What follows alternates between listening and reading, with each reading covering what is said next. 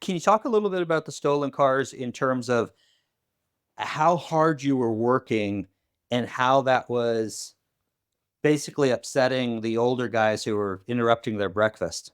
Yeah, yeah. So with the stolen cars, it got to be there was quite a few guys that loved getting stolen cars. And at the time I was out there, there was a couple theft rings going on. One of them we knew were taking the cars to a chop shop, and other ones they were stealing like old Toyota Camrys just because you could jam something in the key lock, like scissors and stuff, twist it and jam it in the ignition.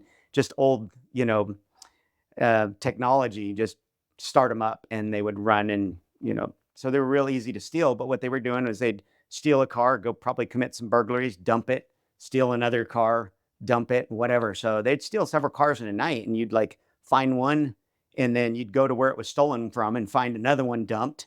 And so it was kind of fun. And then there was Highway Patrol had a 10851 pin that you could earn.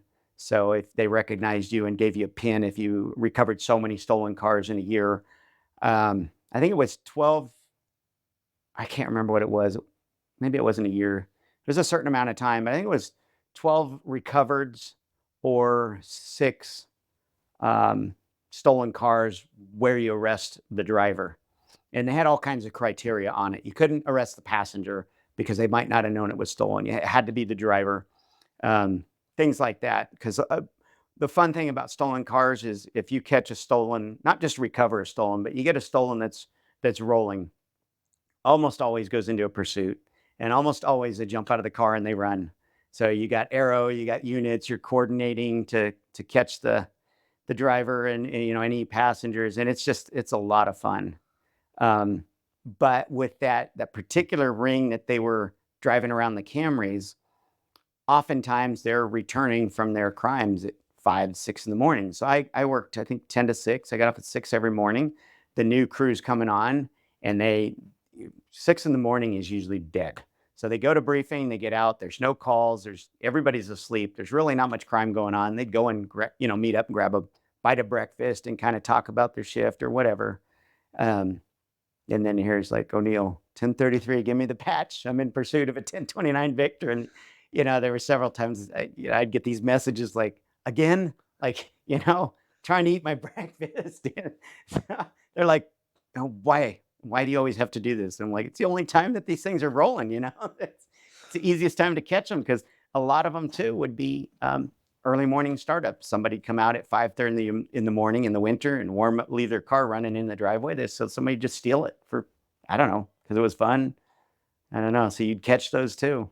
And it was, So, Steve, talk a little bit about, I mean, with respect to interrupting the old guys' breakfast and everything else, there was kind of a theme that if you were working hard, there were other people that kind of get pissed that maybe you were making them look bad. I mean, describe that to me. yeah. So it's interesting. We don't have quotas.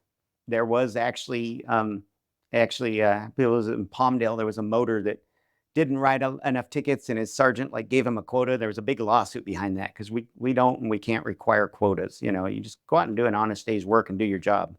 Hmm. But probably once you get to your end of your career and you just don't want to be running busy and writing a million reports, you just want to start like cruising into retirement. I think it was probably more of those guys that just, they're like, yeah, you're out here making arrest and arrest and arrest and arrest. And then pretty soon the sergeant's like doing briefings like, hey, we're making these good arrests and stuff. What are you doing? Yeah. I don't know what they experienced. I just know they told me that you're making us look bad. You're out here busy all the time. Like slow down. Yeah, And yeah, and which then I is was told by the go-getters, like, don't listen to them.